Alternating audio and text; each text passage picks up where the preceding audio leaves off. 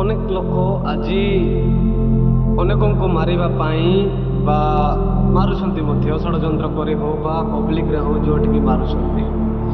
One thing I want to say, in this world no one has escaped from the death. ଏଇଟା ମୁଁ କହିବାକୁ ଚାହୁଁଛି ଯେ ଏ ପୃଥିବୀରେ ଆସିକି ଜଣେ ମଧ୍ୟ ମୃତ୍ୟୁର ଆଶା ନ ପାଇ ବଞ୍ଚି ପାରିନାହାନ୍ତି। ସେଥିପାଇଁ everyone has a own pastor, shepherd. ଆପଣଙ୍କ ସମସ୍ତଙ୍କ ପଛରେ ମୃତ୍ୟୁ ପାଳକ ଭାବରେ କାମ କରୁଛି। ଆପଣଙ୍କ ପ୍ରତ୍ୟେକ ମନୁଷ୍ୟ ପଛରେ ମୃତ୍ୟୁ କାର୍ଯ୍ୟ କରୁଅଛି। ସମସ୍ତେ ଗୋଟେ ଦିନ ସେ ମୃତ୍ୟୁ ତାଙ୍କୁ ଶେଷ ଆଡ଼କୁ ପହଞ୍ଚେଇବ। ସେଥିପାଇଁ ମୁଁ କହିବାକୁ ଚାହେଁ ଯେ ଆପଣ ମାରିବା ଛାଡ଼ିକି ମନୁଷ୍ୟମାନଙ୍କୁ ବଞ୍ଚିବା ଶିଖାନ୍ତୁ।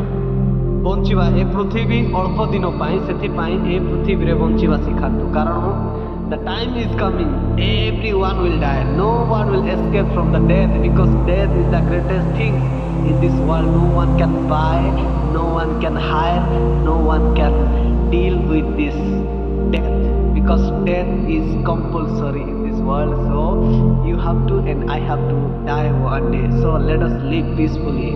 Thank you. ଦେଖିପାରୁଥିବେ ଏ ବ୍ୟକ୍ତି ଜଣକ ଚାର୍ଲି କ୍ଲିର୍କ, ଯିଏକି ଆମେରିକୀୟ ଜଣେ ନାଗରିକ, ଆଉ ଯେ ଈଶ୍ୱରଙ୍କ ବାକ୍ୟ ସହିତ ସମାଜକୁ ମଧ୍ୟ ସେବା କରୁଥିଲେ। ଆଉ ଏ ବ୍ୟକ୍ତିଙ୍କୁ ଜଣେ ଗୁଳି କରି ହତ୍ୟା କରିଥିଲେ। ଆଉ ଆପଣ ଯେମିତି ମୁଁ କହୁଛି ଯେ ଜଣେ ମଧ୍ୟ ମୃତ୍ୟୁରୁ ବଞ୍ଚି ନାହାନ୍ତି। ଆଉ ଯିଏ ଗୁଳି କଲା ସେ ବି ଗୋଟେ ଦିନ ମରିବ। ସମସ୍ତେ ମରିବେ, ଆପଣ ମରିବେ, ମୁଁ ମରିବି, ସମସ୍ତେ ଗୋଟେ ଦିନ ମରିବେ। ତ କାହିଁକି ଆମେ ଅନ୍ୟମାନଙ୍କୁ ମାରିବା? ଆମେ ଅନ୍ୟମାନଙ୍କୁ ବଞ୍ଚିବା ଶିଖାଇବା। ପ୍ରଭୁ ଆମମାନଙ୍କୁ ଯେତେ ଦିନ ପାଇଁ ପୃଥିବୀରେ ପଠାଉଛନ୍ତି, ସେ ଦିନ ଗୁଡ଼ିକରେ ଆମେ ଅନ୍ୟମାନଙ୍କୁ ବଞ୍ଚିବା ଶିଖାଇବା।